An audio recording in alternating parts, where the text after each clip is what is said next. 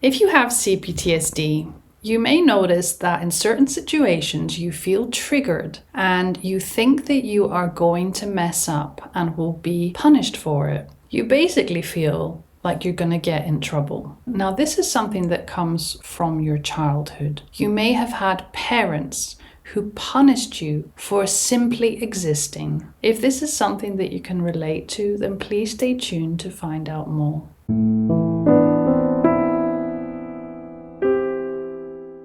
As an adult, you may have come across certain situations where you constantly anticipate that you might do something wrong and then you will be shamed for it or even punished for it.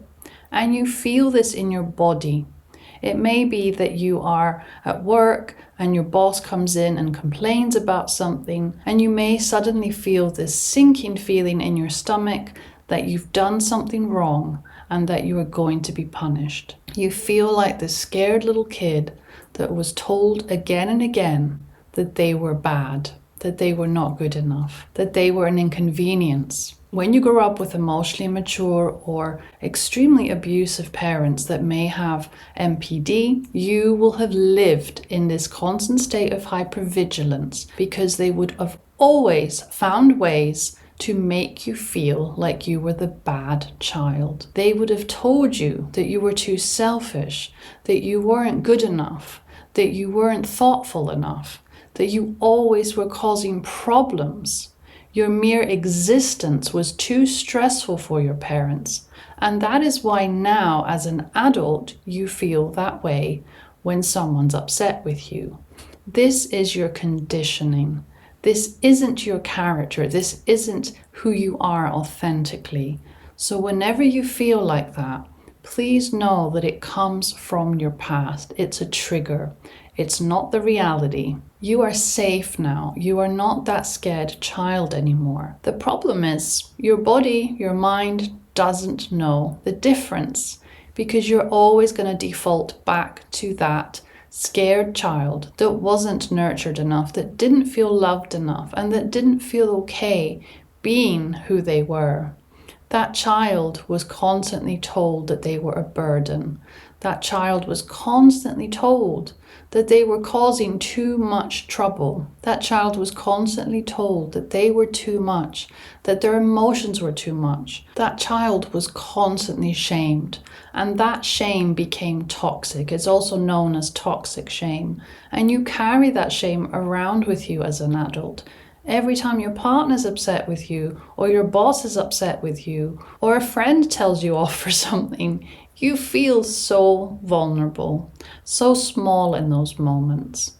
But the reality is that you are not a bad person, and you shouldn't feel shame.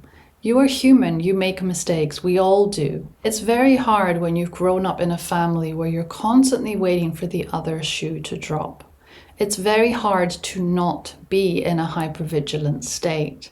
Your body now is still stuck there because you had years and years of programming, and that isn't the easiest thing to just undo. You have to work at it. And please remind yourself that you are not at fault here. This was a survival skill that you learned when you were a child, because it got you through those really scary moments. It got you through those moments where you were really sad and didn't feel loved. And it's important to notice, how did you react in those moments? Do you have a memory of how you dealt with a moment where a parent would shame you? What did you do? Did you fight back? Did you act out? Or did you fawn, trying to make them happy, trying to do something for them in order for them to be nicer to you? Or maybe you were the one that would shut down. Maybe you would dissociate and try and bury yourself in books and imagination in order to not feel so hurt and so ashamed. Or maybe you were the child that had to be perfect, that constantly tried to be perfect in order to please your parent. It's important to notice how you react now. Do you still do some of these things? Do you primarily do one of these things? These are all trauma responses. These are all ways of coping.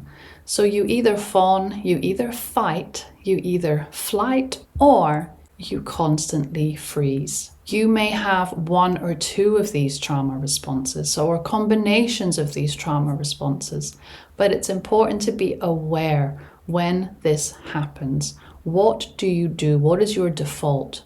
What is the thing that you do the most in order to cope with these feelings, these triggers when they come up? And once you have figured it out and you've also connected it to the past experiences when you were a child, to moments where your parents shamed you for doing something that wasn't even such a big deal, this will then help you now in the present to cope with it better. And the way to cope with this better when it happens is to remind yourself that you are no longer that child and that you are safe now, and that these feelings that come up now, they are no longer necessary. And you need to have this inner voice that says to your abusive parent or whoever it was in your family that made you feel this way, you should say to them, you do not have that power over me anymore.